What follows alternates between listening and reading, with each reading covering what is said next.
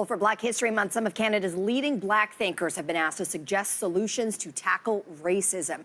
Brittany Andrew-Amofah is a policy analyst at the Broadbent Institute who put together this series, and she joins me this morning here on the show. Welcome. Thank you for having me. This is such a huge topic, multifaceted, multi-pronged, but I want to start with what are the areas that you have identified are most pressing to start to tackle this massive issue? The top area is affordability. So we had an excellent submission by an urban planner by the name of Cheryl Case that talked about Toronto's affordability problem as it relates to communities where Black people in the city live. Now, the Eglinton West and Finch West neighborhoods in the north end of the city are now undergoing some sort of an urban renewal, some would say, and there's LRTs that are currently in construction. Now, anytime when there's potential for gentrification or urban renewal projects, housing prices, amenities go up.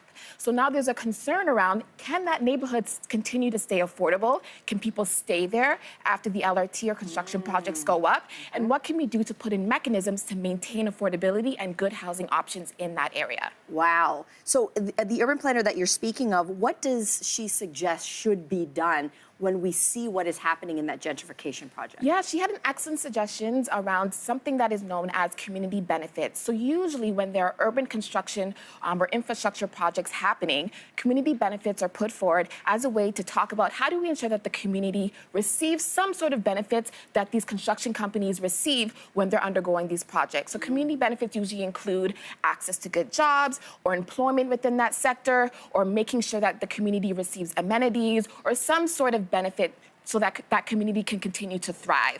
Now, part of this community benefit agreement, Cheryl is proposing that you include housing within that agreement. So ensuring that affordable housing is being built, that people have access to good housing, and that people aren't pushed out of their neighborhood when these new infrastructure projects come. Wow, fascinating, fascinating. Let's also talk about another issue, immigration. Yes. We imagine that this is going to be a huge concern, particularly as we lead up to the election coming up this fall as well. And you called a columnist who works for Le Devoir newspaper.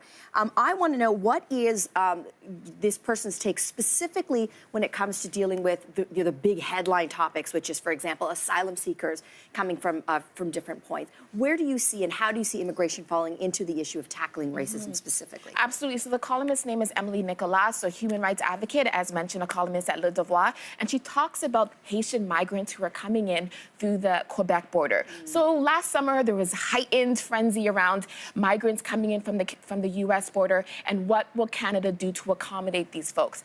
But there's kind of been radio silence on what is happening now, and that's kind of a product of not knowing everything that's happening within Quebec media or Quebec in general when it comes to English Canada. So I thought it was really important to have a Quebec perspective when it comes to immigration. And what we're hearing is that there is still discriminatory practices when it comes to Haitian migrants who happen to be Black, and when it comes to ensuring that there are fair claimants that are happening, that their claimants are actually seen before the tribunal, and that there are actual pathways to immigration or migration or citizenship within this country. So Canada has a long history when it comes to who they let in and who they don't let in, and Black people have often been at the expense of that. So she just highlights some of the ongoing conversations that are happening in Quebec, the discriminatory conversations that are actually preventing or discouraging people from coming in. And she, again, just shines a light on the fact that we need to be giving people fair and equitable treatment when it comes to those who are seeking asylum within our country. It's absolutely fascinating, amazing work that you and your team are doing. Thank you so much. And again, these are issues that disproportionately impact Black people, but these are issues that Canadians overall generally care about and are generally facing on a day-to-day basis. So affordability, immigration,